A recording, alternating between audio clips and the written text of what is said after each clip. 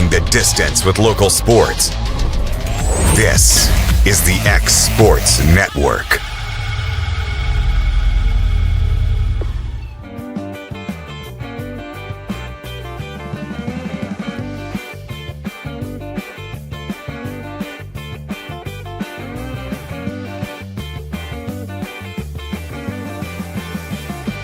A&M Medical is Lawrence County's newest medical clinic, specializing in urgent and primary care. Practitioners Andrea Bain and Meredith Hutton bring years of experience and compassion to keep you and your family healthy. A&M Medical features a separate well waiting room to meet your needs. Visit today and ask about A&M's weight loss program and telemedicine services. That's A&M Medical, located at 2367 Highway 43 South in Leoma, Tennessee. Since 1955, Evers Construction has been the company folks have trusted for residential and commercial construction projects. Today, Evers is still the leader in building and is just as committed to maintaining. From residential to commercial and industrial, Evers' team of experts stands ready to install, service, and repair all your HVAC and plumbing needs. Specializing in leak repair, maintenance, air duct cleaning and repair, air handler service, drain cleaning, gas line work, emergency unit repair, inspections, and more. Evers Construction offers a preventative maintenance package to keep your home or business cool in the summer and warm in the winter. Trained, trusted, reliable. For more information or to schedule an appointment with the pros who know, phone 931-762-3593 or visit eversconstructionco.com. Evers Construction Company in Lawrenceburg, Tennessee. The Raptor Series from Hustler Turf. A premium line of residential mowers designed with a wide stance for operator comfort. A one-piece 11-gauge steel frame and welded steel deck for added durability. Finished off with premium Kawasaki V-twin power. We are Hustler Turf.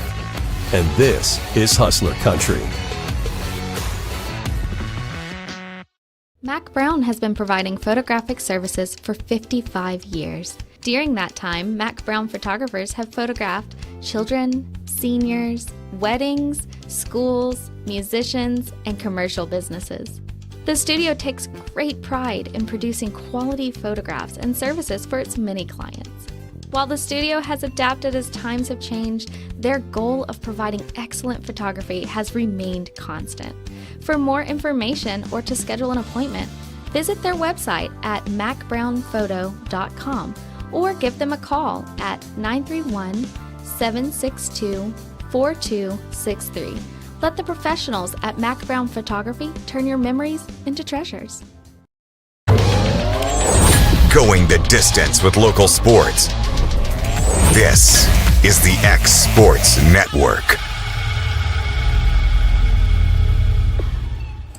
Welcome back to X Sports Today here on a beautiful Tuesday fall afternoon. AJ Good with Michael Marks, Bryant Gobble, and Taylor Plott. Guys, it's a beautiful. Taylor brought us some great weather. Got to give credit. Thanks to the weatherman. It is. It feels fantastic. It feels like fall. It feels like football season. It feels like football season means something. But and we've got a lot in sports to talk about. Let's talk about the big one from last night. I've said this a lot about certain games, but if that's your first baseball game to go to, don't go to anything else. You can't top that. Not much is going to top that. The drama got people standing on their feet an entire game. That certainly doesn't happen for the first 162 games of the season. Toronto fans are great. Heartbreaking finish for Seattle. Still the only Major League Baseball franchise that has not gone to the World Series, and they were so close. And a clutch player, banging on drums or not, banging on trash cans or not, it's a 3-run homer at the worst possible time. And the Blue Jays, for the first time in 32 years, are going back to the World Series. Yeah, I mean, George Springer got one hit in this game and didn't need much more than that. I mean, that 3-run shot in the 7th was just a killer for Seattle. And I was kind of keeping my eye on the game. And once I saw that go, it's kind of one of those you're like, it's over. You kind of feel bad for Bizzardo, the relief pitcher for Seattle, because he had been so good in this postseason, and that one swing of the bat completely changes everything. And now it's Toronto and LA going head to head. for the World Series. I mean, you look at the game and the way that the game flow was, and you start off. I mean, there was no big inning. It wasn't anything flashy. Little cuts here and there. That's how Seattle was getting their runs. Exactly, little cuts here and there. And if I remember correctly, it was tied 1-1 going into the second. Yeah. So Toronto only had one run at that point, and Seattle kept kind of cutting away. And next thing you know, it's a 3-1 ball game going into the seventh, I believe, is when it was. And I mean, if you're a Mariners fan at that point, you're sitting pretty. Game 7. You've got them on the ropes. They're feeling a little tense possibly in that dugout. And then all of a sudden, you just have Springer come up to the bat and 2 men on, and all of a sudden, it is a game that has been flipped on its head. And instead of a 3-1 lead, you're now looking at a 4-3 deficit. And, I mean, the almost momentum. felt like it was over at that point. Yeah. It Like, did. It really took the air out of the stadium. That place can get so loud. Air out of the stadium. It put the air into the stadium. Like, the fans got into it. They were locked in, and the Mariners just couldn't overcome. Yeah, I mean, he's exactly right. The momentum shift on that was incredible. It was literally Seattle felt like that they were in command of this game, and then within one swing, I mean, once that stadium comes alive, I mean, at that point I'm with you. It's like, all right, well, forget it. I mean, I don't know if Seattle's going to be able to chip back at this. And I'll say this, the way that the 8th inning went with Seattle coming up to bat, 1, 2, 3. Yeah. That was ball game at that point. Yeah, because you look at you go into the bottom of the 8th, and you know, I felt bad for Toronto because they hit 4 rockets. They did. You had 2 hits, a double play, and just a well-placed position player at that point in time. That probably saved a little bit of insurance run right there at that point. And then you got Cal Raleigh waiting on deck, and your leadoff hitter swung a ball for how many times in that? At Two times. 2 times. Yep. You know, strike 2, and then finally the strike 3 was 5 feet outside. That one, from a baseball player perspective, that one irked me because it irked me too. I'm like, what are you? What are you swinging at? I mean, yeah, baseball player, baseball fan in general. I understand. I mean, I've never been in that situation before. I know that the adrenaline's going fast and everything, and yes, that pitch probably looked a little too good than what it was, and he ended up swinging at it.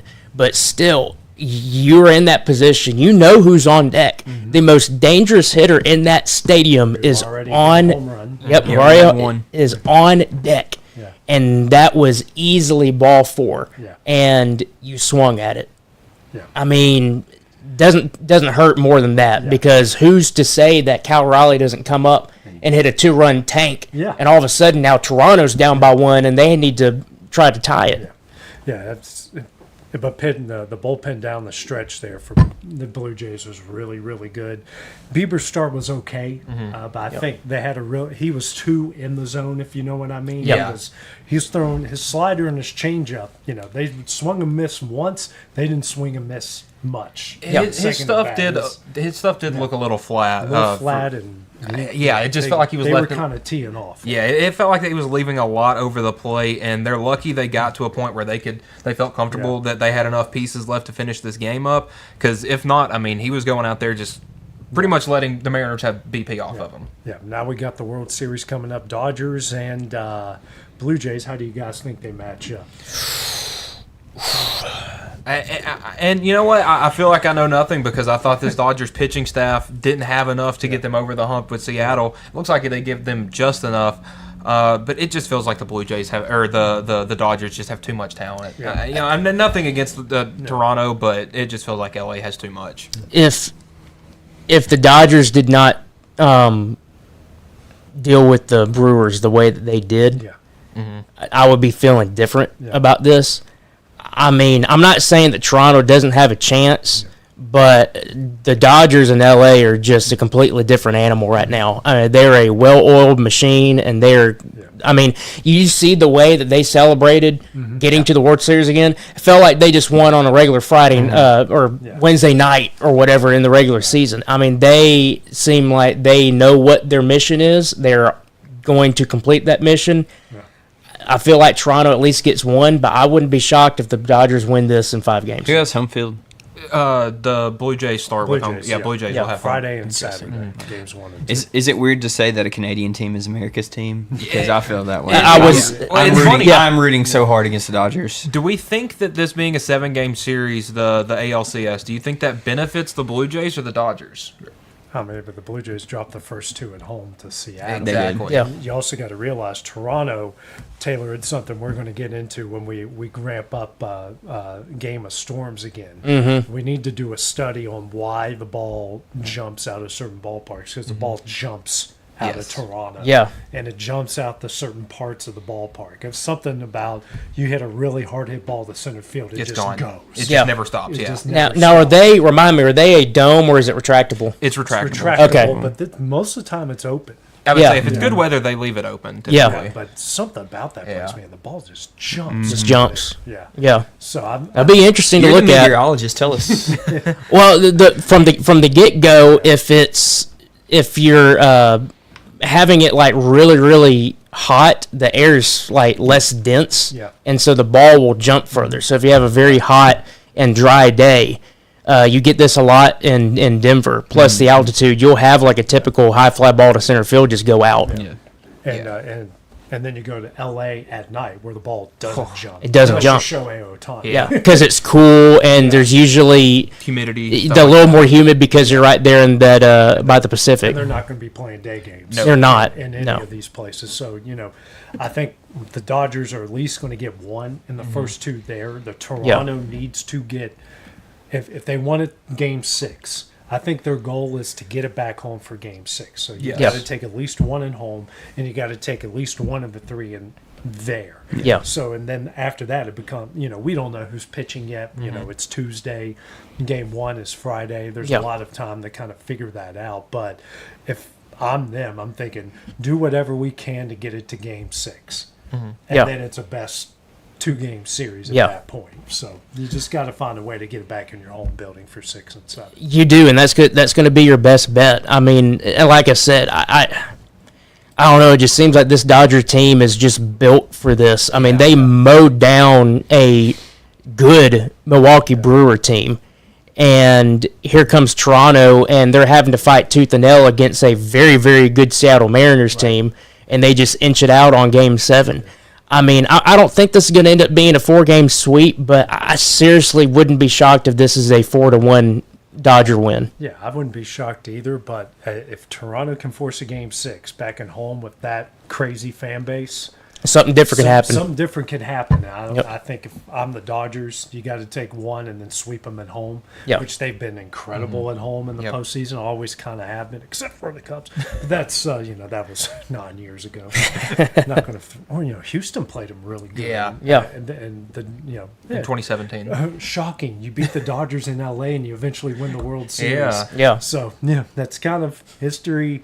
When the Yankees won the World Series back in the '70s, and that rivalry at the Dodgers, they played them great at Dodger Stadium. So NBA starts tonight, guys. Got a doubleheader back on NBC where the NBA should have never left. The song is back. I'm so excited. You're so young. You never I don't got to remember experience that. I'd say it was the 90s. The last, I think it was 2001 was the last season. So that was before I was many born. games when I'm 40 and I'm showing my age, but man, there was nothing like Saturdays and Sundays. Dun, dun, dun, dun, dun, dun, dun, dun. Yep. They always showed big games. Mainly it was Jordan and the Bulls against whoever. I grew up a Sonics fan. Please get back to Seattle.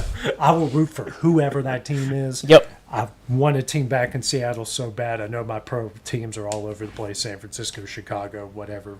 Grew up in West Virginia. Hate everything Cincinnati and Pittsburgh. So, it's kind of weird. But our 2 games tonight, Houston and Oklahoma City. It's the first game, then Golden State at Los Angeles. The Lakers, that is. So a couple of good games for everyone to check out. OKC, 7.5-point favorites at home against Houston. Golden State, 2.5-point favorites on the road against the Lakers. Yeah, I really like that first game. I mean, it's one that everybody's going to have their eyes on. You got the champs versus the team that just signed Kevin Durant. Yep. And, obviously you've seen all the posts about, everybody in the Rockets starting lineup 6'10" or whatever it is. So, it'll be an interesting team. Obviously, they re-signed Kevin Durant for 2 more years. So, I think you're looking at probably 2 of the biggest powerhouses in the West. And then, obviously, with that last game, it's Steph and the Warriors. I get he's not playing, but it's LeBron and the Lakers. Yep. I mean, that game's got to be televised.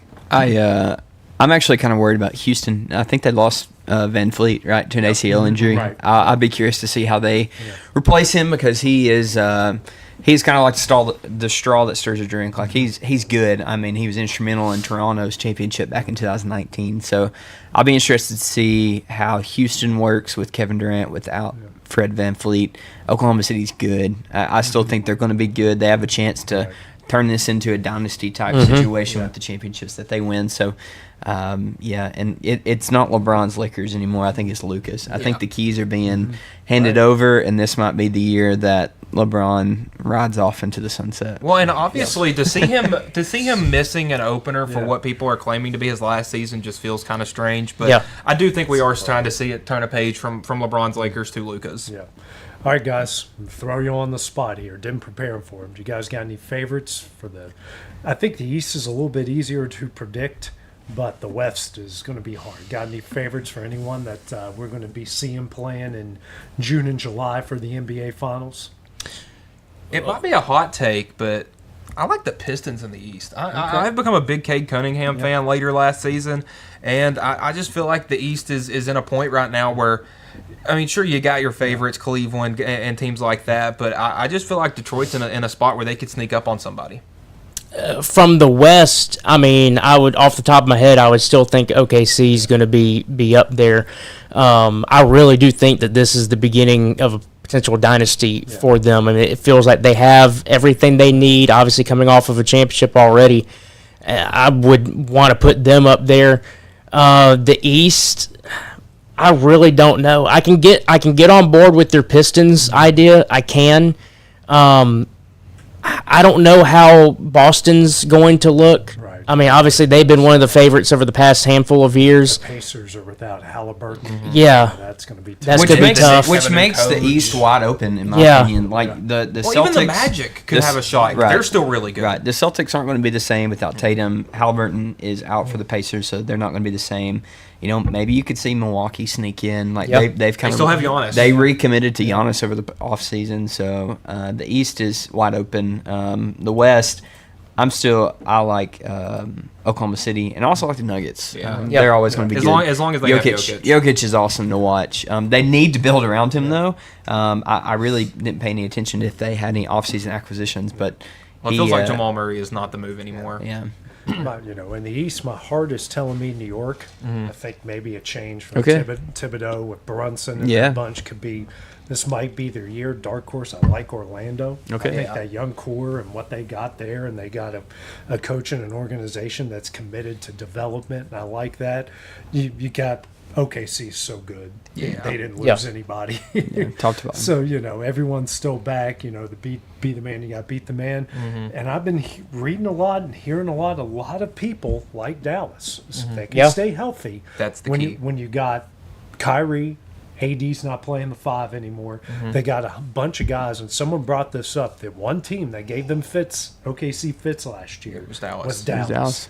So, and then you add Cooper Flagg to it, and then just wouldn't it be something, as much everyone crapped on Dallas for them to come back. to get the first pick and to get Cooper Flagg, and that could be the biggest threat to OKC. That honestly, we could be looking at the end of the year, and who's to say that Dallas ends up trying to run the table in the West and ends up being a favorite coming out of the West?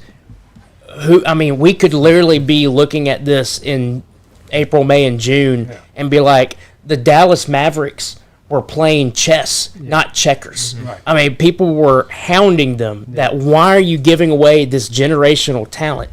But they knew something that we did not know, and just like what we talk about with the coaches stuff, where if you remove a problem from whatever it is, things become better. And, obviously Dallas ended up having, I think Kyrie had injury problems last year, so they were kind of just fumbling towards the end. But, AD can- played 3 games. if they can stay healthy, like AD's out of the 5, he's more comfortable. At the he 4. is. He won, they won the title, the Lakers did, with AD at the 4. Yeah.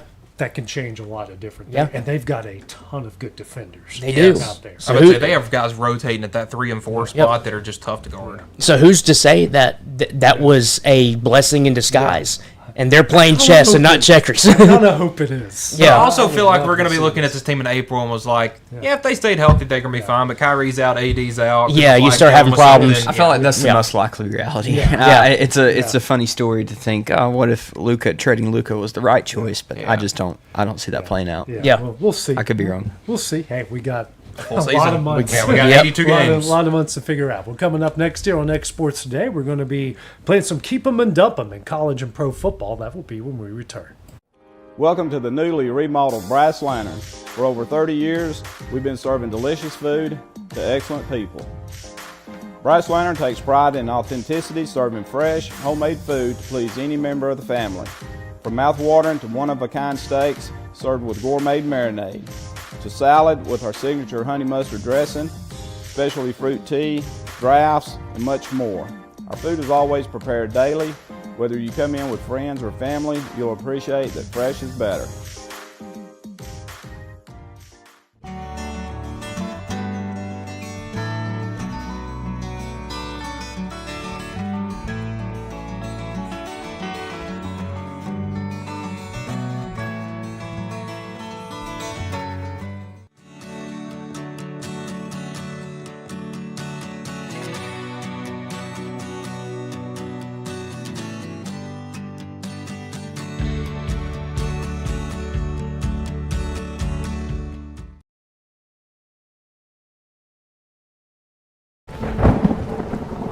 The storm doesn't ask. It takes. It tests. It pushes everything to its limit. Some things are built different. Some things are built to last. Tested by the elements. Proven by time. Engineered for whatever comes next. Summertown Metals. Strength in every storm. Building dreams that last.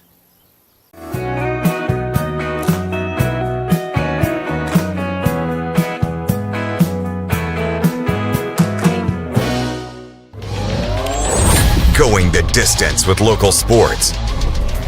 This is the X Sports Network. And welcome back to X Sports Today. AJ Good, Michael Marks, Bryant Gobble, and Taylor Platt. Guys, time to play some Keep 'em and Dump 'em here on X Sports Today. We try to do that typically on Tuesdays. Starting first in the world of college football, guys. Keep it or dump it. Firing Billy Napier was the right move for Florida. Oh, I think hiring Billy Napier was the first wrong move they made. And then every year they were, we're about to fire you. And then he would win a game that he shouldn't. I'm glad that they finally wised up this season and decided it doesn't matter what happened Saturday against Mississippi State. This is your last game.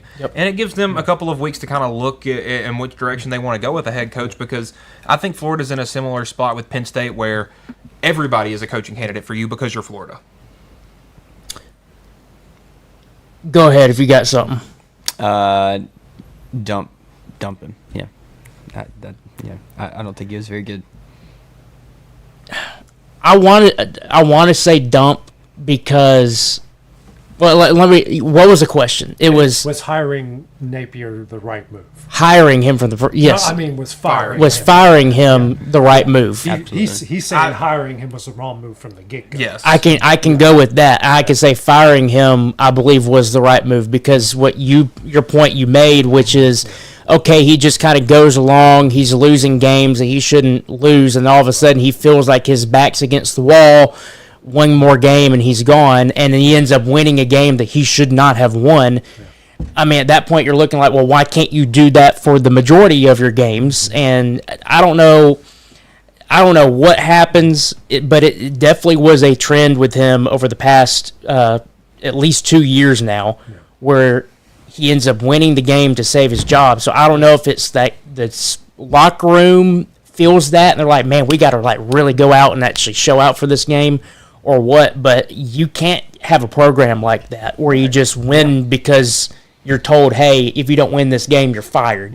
But I also agree. I didn't really like the hire to begin with. Right. And Florida, I felt like was in an interesting situation where when they hired Napier, it wasn't like I felt like your program was in absolute shambles. It just needed a right guy at the helm.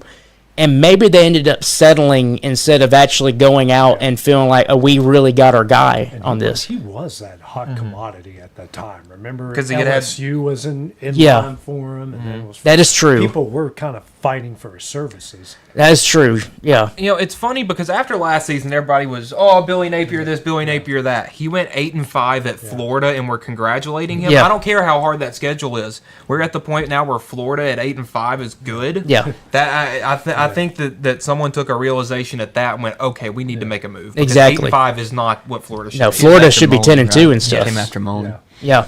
Yeah. And See ya. And, Not good you know, enough. and just kind of part of it was it's most coaches their own stubbornness. Same with Jimbo Fisher. It Yeah. took Jimbo Fisher his last year in A&M for him to hand over the play calling duties. And what was Yep. Strickland came out and said it. He didn't hand over the play calling duties. Yep. Should have been more of a CEO like a Nick Saban Yep. or a, I hate to use this word, but a Bill Belichick. Even you can give your little hints, but they were still CEOs, Yes. and he just didn't give over the play calling. Yeah. I think that, I mean, unless you're just an amazing play caller, I mean, my view has always been just like what you said. You are the head coach. You are the CEO of your so-called company, and your company is Florida. Your company is that whatever, and you need to delegate through other people Yes. what needs to be done. And I've always been feeling like that. Unless you're just an amazing play caller. I would say there's not a whole lot of head coaches right now that are doing the play calling duties for their team's offense or defense that are doing well. Look at Texas this year. I mean, we're now criticizing Sarkisian's offensive ineptitude. I mean, it's crazy. It's just there's something different about being a head coach versus an offensive coordinator. Yes. And I don't know if it's just because you know that you have to deal with other things. I don't know what Sarkisians have to deal with in his headset. I don't know what all is going on through the game. But when you take that step from being the OC to a head coach, things change. And you're right. If you're having to do the play calls as a head coach, something's just different about it, and you don't do good. All right, guys. On to guys who haven't given up play calling.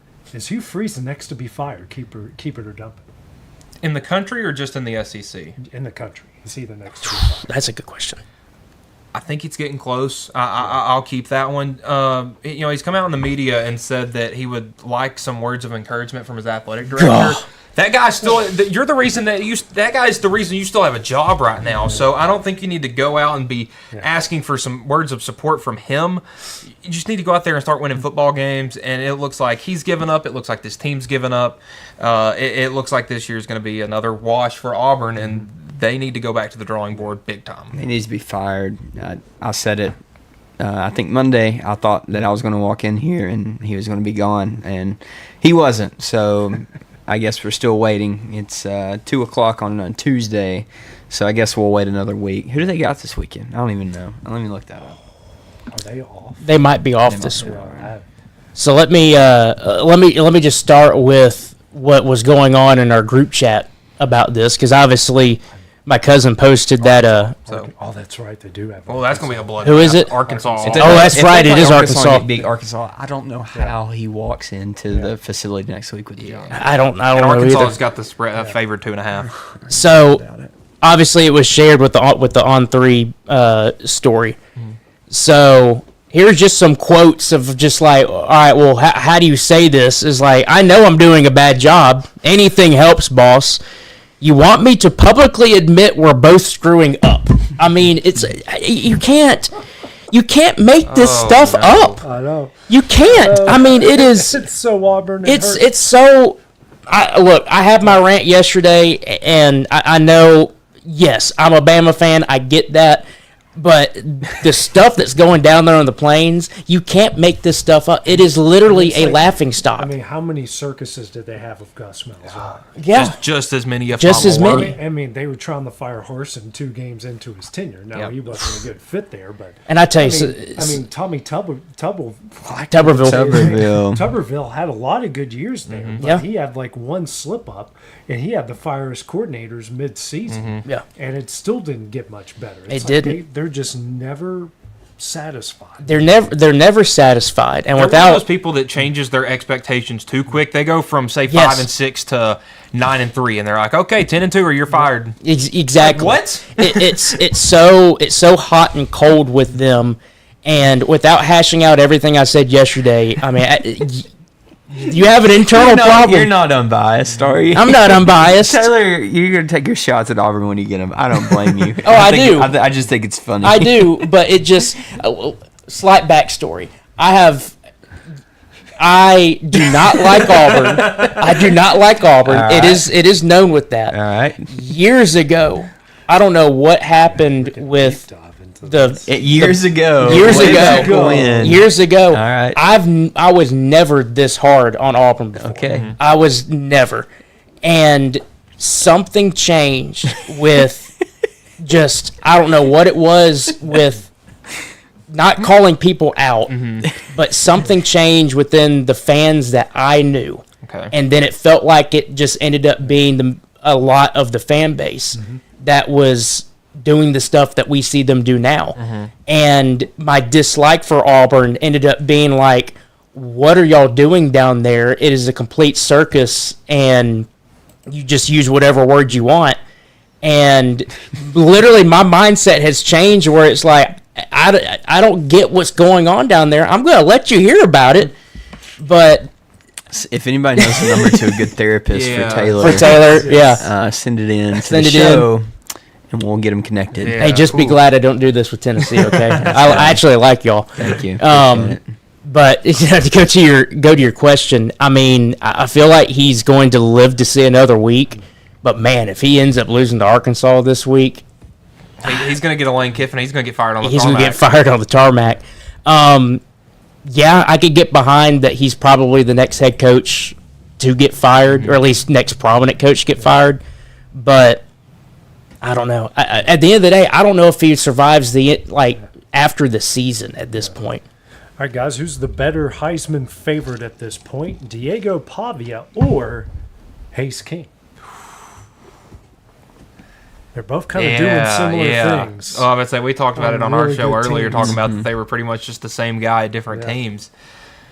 I got to go Pavia right now. Obviously Vanderbilt's got a loss, Georgia Tech doesn't, but I feel like at least Vanderbilt's won losses to a prominent program. I feel like Georgia Tech hasn't had that big game yet feel. I mean, obviously that game against Duke was no small feat, but it just feels like the two programs kind of are on a bit of a different level. So Heisman candidate right now, I'm going to go with Diego Pavia. I disagree. I think Hayes King, maybe I'm thinking of it in the wrong way, but in my mind, like Haynes King is more valuable to his team, in my opinion. I don't think Georgia Tech would be where they are without Haynes King, and likewise with Vanderbilt. It's not. It's just hard to pick between the two. Yeah, it's not black and white, but I do believe Haynes King is just a little more valuable. And I don't know, maybe Pavia is. You can make the argument Pavia is doing it against harder opponents and better competition. So I guess Haynes King, but it could go either way. I'm with you. It could go either way. I would want to maybe slightly lean a little bit more towards Pavia because of the fact that I feel like that he's gone up against better teams.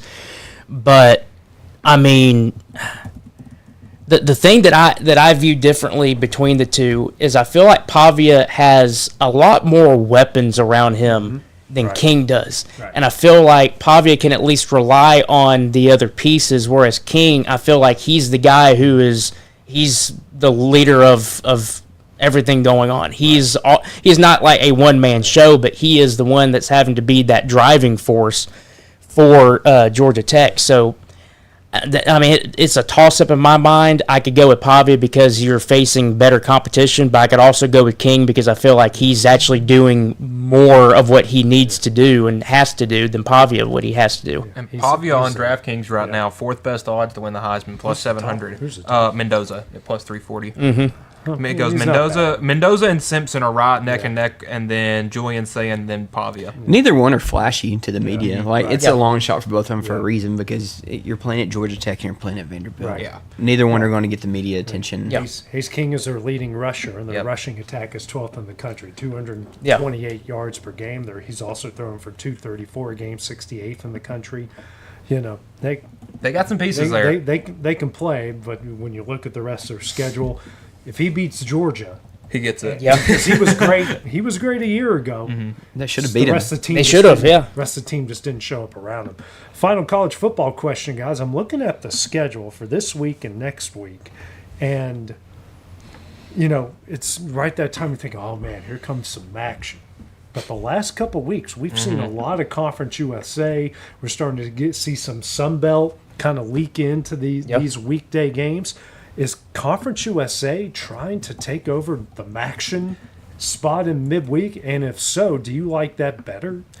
I don't like it more, but I will say that these midweek Conference USA games we've been getting have been really good games. They've been filling in for the action. They got weird field goals and this, that, and the other, strange spots.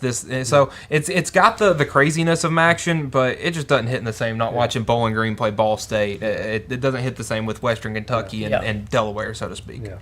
At this point, it's almost a nostalgia thing because it's like we've had action for so long. You almost don't want someone to take over that spot. But I've always been one. At the end of the day, I want those midweek games to just be fun and, I mean, going down to the wire, going to overtime, having some crazy stuff happen.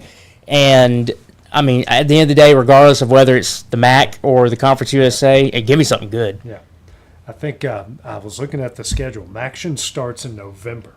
So the last all 4 of those weeks in November, we get a ton of MAC games. action. Like, there's a Wednesday, like they have 4 MAC games. Yep. Wow. I'm not going to lie, I'm pretty excited about that because you know there's a chance of snow. Oh, yeah. that time of year. It's going to be in Toledo, and it's going to be 56, 53 in a blizzard. And it's just gonna I'll be give so a shout much out fun. to Jack State. Great. Yeah, In the they're Conference good. USA. Yeah. They look good. Yeah, Jack State, Delaware's doing great in Conference USA. I don't want to ask any more MTSU questions because, you know, they let Eddie George go to Bowling Green. And they're stuck with Derek Mason, which is... Have you been to a game at Jacksonville State ever? I have not. I really enjoyed their stadium just from a smaller school perspective.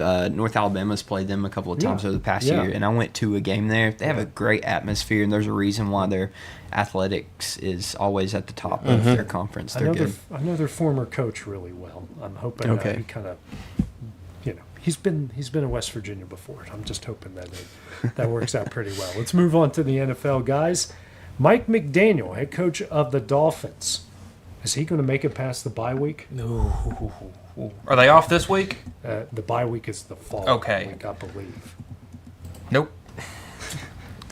I mean, it's going from bad to worse for them. It doesn't matter if they're playing the Browns Sunday. I'd take the Browns. They just seem to be in such a bad spot. I mean, and it doesn't necessarily feel like it's McDaniel's fault. It just felt like, you know, these were his guys, and now his guys aren't performing to what they have been. It just feels like ever since they beat the Broncos in that 70-20 game, that they have just not been the same team. Well, their bye week is actually middle of November. Okay. So this is who they got in their next 3. At Atlanta, Ravens at home on a Thursday, That's a chance. home versus Buffalo, home versus Washington, and then the bye week. Ouch. So they might beat Baltimore in there, and if he goes 1-3 in that stretch, he's gone. Yeah. They need to win at least 2 of those. I agree with that. I mean, it is, honestly, in my mind, I never thought that we would be sitting here at this point saying, is Mike McDaniel going to be remaining the head coach for the Dolphins? Because, I mean, they had everything going for them. Now, obviously, you're dealt with Tua's injuries and everything, and you've kind of lost some pieces here and there along the way. Tyreek Hill drama. Yeah, Tyreek Hill. He's drama queen. He is. It still shocks me that we've gotten to this point because you've really felt like that was a dynasty that was ready to be built. I mean, it was a conversation of, okay, well, you still have Kansas City, but here come the Buffalo Bills, and don't look now, but here come the Miami Dolphins again, and they just fell flat off the face of the earth. So, I mean, yeah, if he goes 1-3 within that stretch, I think he doesn't make it. I don't think he makes it anyways. I think it's the locker room's already lost. Like Tua, like we made mention about his comments last week. He stuck his foot in his mouth, which is uncharacteristic of him. I mean, he still has some good pieces, but things just aren't clicking. And so usually, I don't know. Have you ever seen a situation like this where a coach writes the ship? Nothing comes to my mind. So seems like the writing's on the wall. He looked like he was so disinterested in Cleveland. Yeah. The play calling was weird. You're in you've got A-Chain who's a pretty good running back, and he barely gets the ball, and you let this guy just throw 3 interceptions and look awful. Staying in that same division, New England has the easiest remaining schedule of any NFL team. Here's who they got left. They're at 5-2 right now.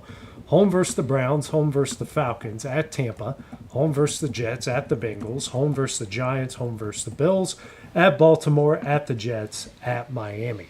With that remaining schedule, should the New England Patriots win their division? Well, just listen at what you got there. From 5-2, I got them going 12-5 overall. Is that good? Is that better than what the Bills will do? The Bills have been so inconsistent. They have been inconsistent. Yeah, and that's the thing. Is 12-5 good enough? So, I mean, that would win a division 9 times out of 10. Yeah. I would assume if they do go 12-5, that they will win the division. Which feels crazy to say going into this year, looking at the Bills. Yeah, something's going on with the Bills right now, and I mean, I feel like they're very talented enough to turn it around, but man, the Patriots have been looking much more consistent than the Bills have. And so I'm kind of with you. Obviously, depending on how the Bills go over the next several weeks, if the Patriots do go 12-5, I would say I would be shocked if they did not win the division. But I still think that they're getting in wild card wise at that point. I think they get in wild card, but I don't think they win the division. I think there's still some tough games on the schedule. The Falcons, they're no world beaters, but I mean the Falcons have a lot of talent. They can beat anybody, anywhere. The Bucks obviously are good. The Giants have been sneaky the past 2 weeks, right? The Bengals looked good with Joe Flacco throwing around. The Bills are the Bills. The last games, the Ravens, if Lamar Jackson's back, then they definitely could lose to the Ravens, depending on where that game is. I'm not sure the location, but that's right around Christmas. At home. Yeah, it's at home. Either way, that's I think that's a losable game, especially if the Ravens get Lamar Jackson back. So I don't think they win the division. Definitely a wild card team for the AFC. Yeah. All right, guys, with 3 teams in the NFC West that are 5-2. Is the AFC champion coming out of the the NFC West champion coming out of the NFC? They're going to be let me rephrase it since I botched it. Reverse that, yeah. Yes. Champion. Is the NFC champion playing for the Super Bowl going to come out of the West? Just because I feel like it happens this year and like this every year in every professional sport, there's one division that's just like, oh man, they're stacked from top to bottom. That's 3 teams that could play for the Super Bowl. I'm going to go no, because it always feels like every year there is that division, and then if they beat each other up too much during the regular season, that by the time they get to the playoffs, they're limping in, and here comes Tampa Bay and Baker Mayfield looking to ruin somebody's Sunday. Yeah. I mean, he's done it enough times this Who year. are our options? Rams, Seahawks, Niners. Yeah. Right. Or the Cardinals. Cardinals ain't doing it. It's fun. The Cardinals are 2-5. They've lost 5 in a row. You know what their point differential is? -1. Yeah, they are 1 point It's different. crazy. Yeah. Wow. The 49ers point differential as a 5-2 team +7. So Well, they're Tampa Bay is hanging Tampa Bay is 5-2 and have a negative point differential. So we Yeah. we have the Seahawks, the Rams, Yeah. the Niners, or the field. Who's the field? Detroit, I mean, Detroit, Green Bay, I guess, Chicago. Bucks. Chicago's won 4 in a row. Nah, I don't think Chicago. Carolina's won 3 in a row. I mean, they're looking They're pretty not. high. They're not making. Philly. Philly, to make it you to the got Philly. Super Bowl. Carolina. Hey, I'm just, I mean, you can't you count out weren't here Philly. for my rant Yeah. about the Panthers. I'm earlier. taking the field. If your question was, will it come out of the NFC West? I'm taking the rest of the field. They're really good. It's very possible. Yeah. My pick would probably be the Rams. I think Sean McVay's a great coach, but there's a lot of other good teams. The Rams are 0-2 against the NFC right now. When you look at an NFC Yeah. record, Seahawks are 2-2. The 49ers are 5-1. Yeah. And they're doing it without their best 2 defenders. Had it without most of that was done without their best receiver. Well, Ayuk's out. Kittle just came back, and Mac Jones. Has been quarterback. running Yeah. the show. And Mac the Jones bulk has of had this. He's a been had a great. really good year actually. Yeah. But All things considered. even though I'm a 49er guy, this team is hanging on by a thread. I honestly think the champion, if it's not going to be the Eagles, which, to be the man, you got to beat the man. Detroit has the best chance of anybody so good. To beat them. I mean, they really. Did y'all watch that game last night? Oh yeah. I mean, I know the Bucks are hurt, but man, they just manhandled. They did. I think, and I've got a theory on Baker Mayfield. Quickly, I'm just throwing this out there. Baker Mayfield, I've long said this. If still plays with that chip on his shoulder, which is what makes him great, and why it's worked so well in Tampa. If he can just etch a little bit of 10% off of that chip off of his shoulder, he will take it to the next level because he tries to make. You'll see 1 or 2, maybe 3 plays a game that he tries to make that he physically is not capable of making, or the defenses in the NFL. You just can't do that against. And, and I saw that actually a bunch last night. I'm like, dude, because they showed the all-22 shot, and you're going, dude, you missed like 2 guys. Why are you trying to make that throw? And it's because he's trying to prove everyone. If he could just edge a little. I'm not saying he needs to get rid of it. Just an edge about 10%. Can we have a moment of silence for Mike Evans? Like, I was so sad to see him hit the turf last night. His 1,000-yard season streak is like 10 years, 11 years. Yeah. Ridiculous. And to do it with the quarterbacks he's done that with. Absolutely. Yeah. I mean, it's incredible. It's incredible. He is the, I don't want to say the poor man's because I don't believe that, but he is like this generation's version of Larry Fitzgerald. How many horrible quarterbacks did Larry Fitzgerald have? Most of his career. He could have broken, and Jerry Rice is my guy, but he would have been right up there with him if he would have had great quarterback play. Imagine he had like a corner. Imagine he had like a Phillip Rivers or a Ben Roethlisberger, just somebody that could sling it around the yard. How different his career would be. And I agree with you on Baker Mayfield. I think he's got a bit too much of, and I hate to compare an NFL guy to a college guy, but he's got too much Diego Pavia in him, where he thinks that I have to make every single play. Dude, you're on a team with 54 other professionals. I think you're fine. Just help them, make plays, and things will look a lot different. He can still make plays with his legs, but there's certain throws he tries to make. Like you were never able to watch hit it, and I'm just like, dude, like Joe Montana can't make that. Right. And you're not Joe Montana.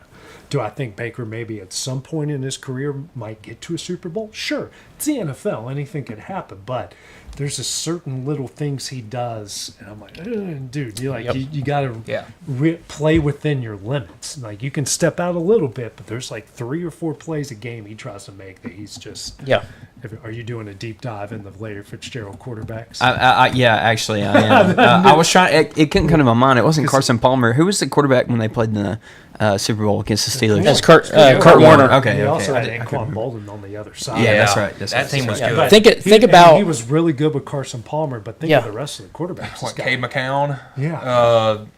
Who else? Minor. I forgot Colt about McCoy. I mean, just random quarterbacks. I think he was there at the end of Kyler Murray. I think he had a year. The beginning of Kyler Murray. A year or two overlap. Think about, because Kurt Warner went there at the end of his career, right? Right after that Giants debacle. Think about if he had Kurt Warner for the majority of his career. I mean, we are talking about that he's going to be up there with Rice. I mean, and he's also a good dude. On top of it, which it makes you want to. You don't have many guys with that exceptional talent who are good people, and Larry Fitzgerald. He is a good dude. Good people. So, coming up next, guys, it's now time. We actually get to do Trivia Tuesday on Tuesday for once, and that I'm all to blame for that because I'm traveling every end of this freaking state up and down, and it's so weird. This state is so weird. It takes you like 5 hours to get from east to west. But to get from north to south, it takes you like 2. Which, you got to love it. It's God's green earth. Well, coming up next, we got Trivia Tuesday. We're talking college mascots. Ooh, all right. See how good these guys are at it when we return. Here at Fields and Brown Barbershop, legacy means a lot. We're trying to fill big shoes left by my 2 uncles and my grandfather, where every haircut came with conversation and every customer left a little taller than when they walked in. The barbershop is about pride. It's about knowing your barber knows your name and your story. Come see us at Fields and Brown Barbershop, where tradition never goes out of style. 3 generations, 1 legacy, your barbershop.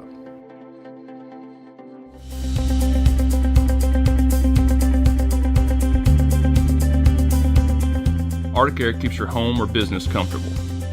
For more than 20 years, we provided outstanding residential and commercial services through Southern Middle Tennessee. Whether you need assistance with your heat, air conditioning, preventive maintenance, or anything in between, trust our reliable team to get the job done. We'll take the time to figure out your specific needs and recommend what we believe is right and best for your situation.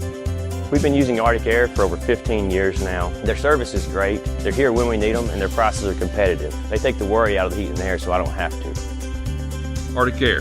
When you need us, we'll be there.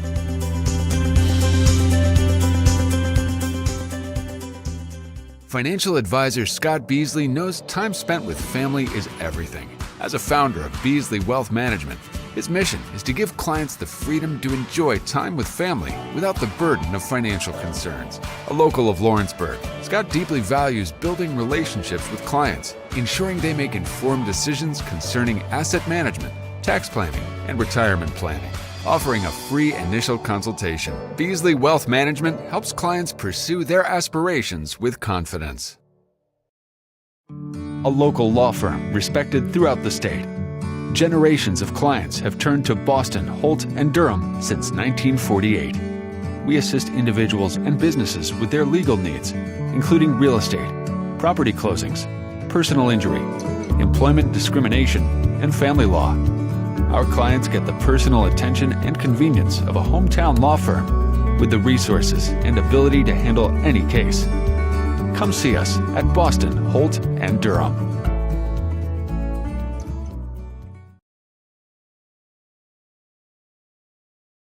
Financial advisor Scott Beasley knows time spent with family is everything. As a founder of Beasley Wealth Management, his mission is to give clients the freedom to enjoy time with family without the burden of financial concerns. A local of Lawrenceburg, Scott deeply values building relationships with clients, ensuring they make informed decisions concerning asset management, tax planning, and retirement planning. Offering a free initial consultation, Beasley Wealth Management helps clients pursue their aspirations with confidence. Since opening our doors in 1904, Builtwell Bank has existed to be the local economic engine for the communities we serve. No matter if you're buying a car, saving for retirement, or finally buying that forever home, Builtwell Bank is here to help.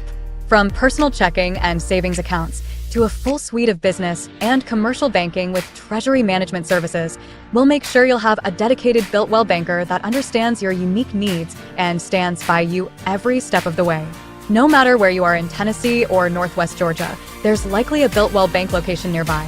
Come see us and let our dedicated financial team help you with all of your banking needs. Member FDIC.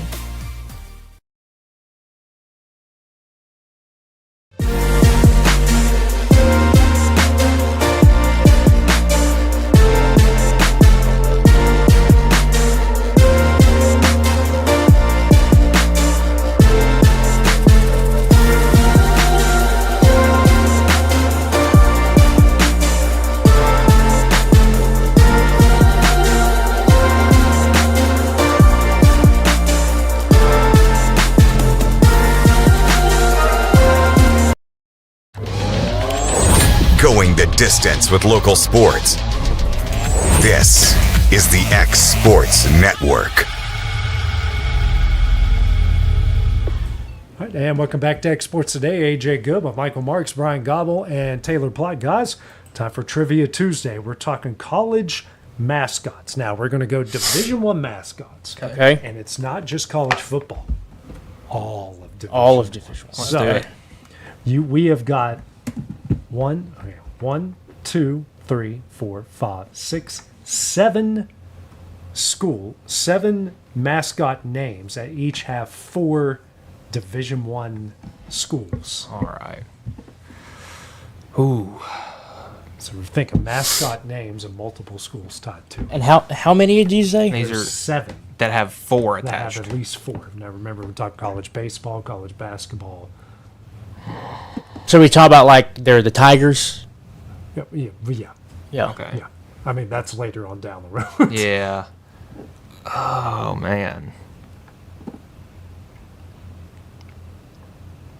Or how about this? How about I give you the names of the schools, And then you we guys name the guess school. mascot? Okay. Okay. Hit me with that.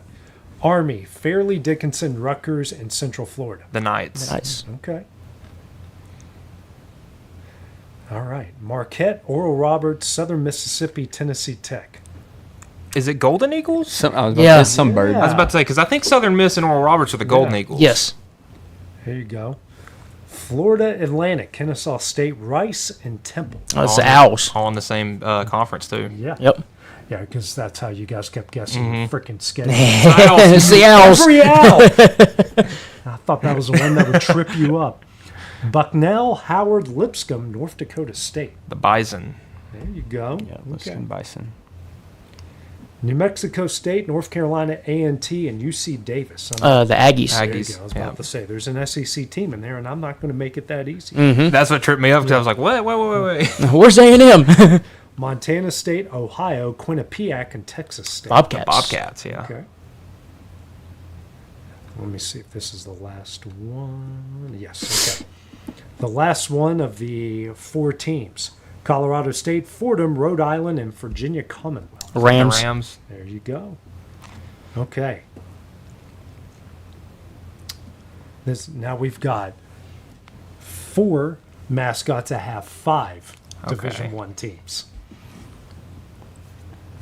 Norfolk State, San Jose State, South Carolina Upstate, and North Carolina Greensboro. Spartans. There you go. I'm not going to give you Michigan State. Be way too easy.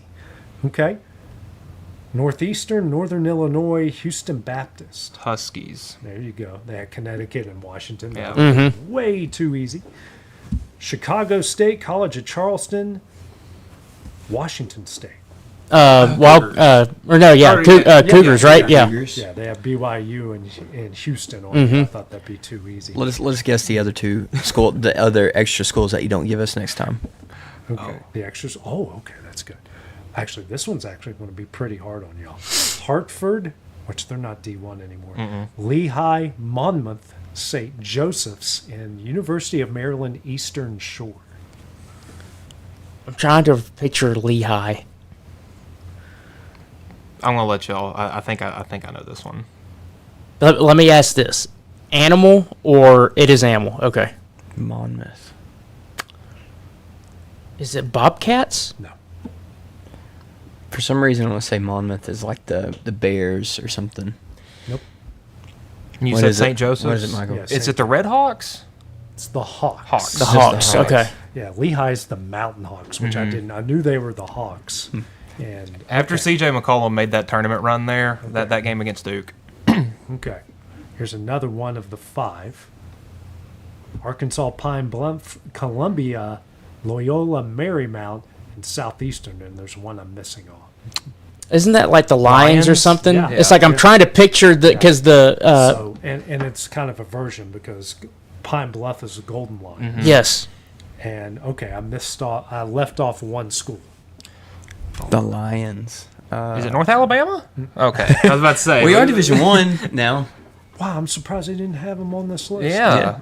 Huh. It's fine.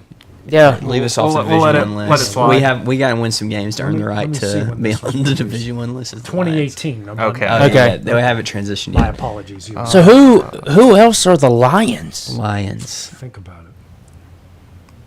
Power 4 school. Been in the headlines a lot recently. The Nittany Oh, Lions. Nittany Lions, Penn State. Yeah. Penn State. Yep. Okay. So the next one, this mascot has eight schools. Okay. The Panthers. Can you name anyone named the Panthers? Okay, FIU.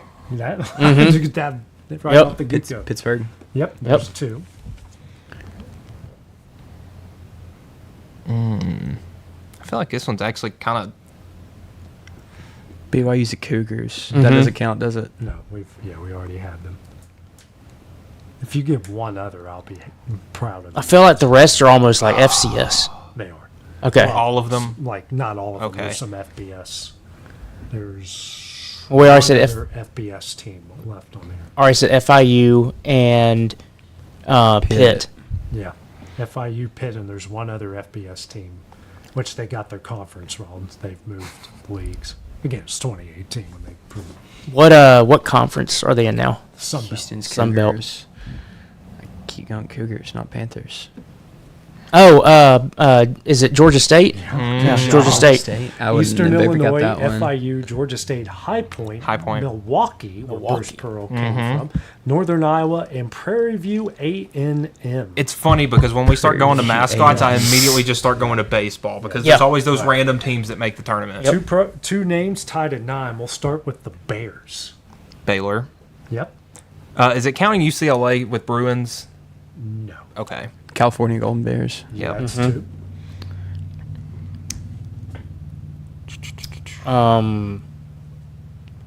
Is it counting Montana with the Grizzlies? No. Okay. Okay, so these are specifically Bears. Okay. Is a grizzly not a bear? I guess not. Oh, I would say, It's a different type of bear. It's a different type of bear. We're getting specific. All right, getting in the weeds. The Bears. Outside of Baylor and Cal, I'm There's no other. Central Arkansas. Oh, that's good one right I there. watched them play UNA like 2 weeks ago. It has them in the Southland Conference. At the Oh, time, wow. and now they're the UAC. So everything else is FCS? Yeah. Yes. Well, there's one new FBS team on here. Missouri Oh, State. I was about to say Missouri State. Yep. So the other ones are Brown, Okay. the Ivy League, The Brown Bears. Maine, which is the Black The Black Bears, Bears. Yep. I knew Mercer, who's the That's Bears, right, Mercer. Morgan State, and Northern Colorado. Oh, Yep. yeah, Dalton Connect. He was a Bear, yeah. And another Wildcat with 9 is the Wildcats. Okay, so Kentucky, Arizona. Kansas State. No, there's 3 of them. I think that's all 3 of the FBS. Really? That's all 3 FBS. Oh. There's one really good basketball program. No. There's another FBS you missed from a Power 4 school, Power 4 conference. So we said Arizona, we said Kansas State, Yeah. Yep. and we said Kentucky. Yeah. From a Power 4 school. Cincinnati's the Bearcats. Doesn't count. Power 4. I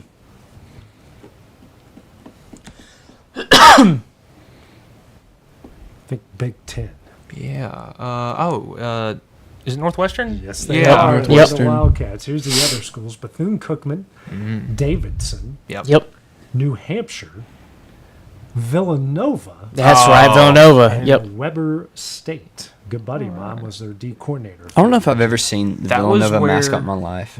That was Weber State was where back Paul in the George. 90s, they had the Wildcat actually in the Okay. V. I remember that part. Okay, the Eagles. They have 11 schools named the Eagles. Oh boy. Liberty, right? Aren't they the Eagles? They're the Flames. They're Flames. That's right, the Flames. But they have like a bird as like their Yeah. mascot. Yeah, they do. 1, 2, 3 FBS schools. I'd say there's not a whole lot of. The Eagles. Is Southern They're the Miss? Is that one count? is? I'd say we already said Southern Miss on one, Yeah, right? They're the Golden Eagles. Yeah. This one's tough. Yeah. This one might be the hardest one. There's only one Power 4 school, and there's 2 Group of 5. Is Eastern Washington in here? No. Okay. They have some sort of bird. I guess it's not Some an eagle. directional school, university. It actually is. We've got 2 directional schools, one in the south and one in the north. Actually, Eastern Washington is on here. You're right. That's I thought they were the Eagles. Yeah. They just Redfield. Florida Gulf Coast. Wow. There you go. Good Wow. job. Okay. The only thing I remember of that was their tournament run. Yeah. You're right. Yeah, Dunk City. they Dunk play Dunk City. Yeah, they play basketball against UNA. I should have pulled that one. Yeah. I'm trying to think. You said there's one Power 4. school and then 2 Group of 5s, and the 2 Group of 5s are directional, I guess you can say. Yeah. Are they in the north? Talk about the Power 4. Is it Northeast? Yes. Oh, Boston College. Good job. Boston College. Yeah. Yeah. So the other one, out of the Sun Belt, Georgia Southern, Yep. Okay. out Yeah, of the the Eagles. MAC, Eastern Michigan. I wanted to say that, but I didn't know. Yeah. The rest American, Coppin State, Okay. Moorhead State, Niagara, they're actually the Purple Eagles, North Carolina Central, and Winthrop. And now we're getting to the final 2. The Tigers, there's 13 schools that use the Tigers. Well, LSU, Auburn, and Missouri out of the SEC.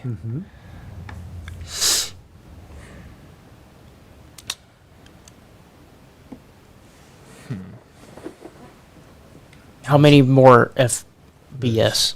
You said the SEC. There's one more FBS, and they're in a Power 5. Oh, Clemson. Yeah, Clemson Tigers. So you have Grambling State, Jackson State, Pacific, Princeton. Well, this shouldn't count because Savannah State's not D1 anymore. Tennessee State is the Tigers. Oh, yeah. Texas Southern and Townsend, and the coup de grace. 14 schools are called the Bulldogs. Okay, so Georgia. Yale. Wow. Go Bulldogs. Yale Bulldogs. Good job. Not so fast, midget. that will be forever what I go with Yale. Lee Corso. And funny enough, that kid's actually a freshman at UT this year. That's funny. Bulldogs. You're missing another Power 4 school. That's why I'm trying to. In the same conference. Of Mississippi State. Yeah, yes. Mississippi State. Yep. And always feels like the heel of the SEC. There's another FBS school. Actually, there's 2 more FBS schools in the group of 5. Yale was the second one y'all got. That one, Louisiana Tech. Yep. And out of the Mountain West. That would be the crap. Who is that? Fresno? Yeah. Yep, Fresno State. We're also missing a school literally right down the road from us. Sanford. That was one, but there's one another. There's another right down the road from us. In Alabama? In Alabama. Who else is the Bulldogs? Not UNA, Huntsville, Troy, South Alabama. No, South Alabama's UAB, West Alabama, Jacksonville. Alabama A&M. A&M. Yep, A&M. Oh, it's Alabama State. This the Yellow Jackets. Yep. Did we say Memphis for Tigers? We didn't. We didn't. That's a good question. That was a good one. Yep. That's a good one. Bulldogs wise, Butler. Yep. Yeah. Butler. Bulldogs. Citadel. Gardner Webb. They're the I running. almost said them, but I didn't know if it would. They're the running Bulldogs. Gonzaga. Yeah. Is technically called the Bulldogs. Yep. South Carolina State. North Carolina at North Carolina Asheville. Those are also the Bulldogs. Right. Wow. That's fun. Yeah. 14 Bulldogs. 14 Bulldogs. I'm sure that was 2018. That gets under my skin about Georgia. You know, they're just so unoriginal. Yeah. You know, I could go on a rant about Georgia. So was that the most kind of combined that everybody? So Bulldogs 14, is the and technically Tigers should be at 12. Because Savannah State is it's not that. So wow, interesting. I didn't even think it would be the Bulldogs. Shannon Sharp's alma mater. Yeah, that's right. Savannah State. Yep. All right, guys. Well, that will do it for Exports today. We'll have a show tomorrow because I'm literally traveling every inch of the state at some point tomorrow. But be back on Thursday for our look ahead to college football and the NFL. That will be on Thursday on Exports today, starting at 1:30. Going the distance with local sports. This is the X Sports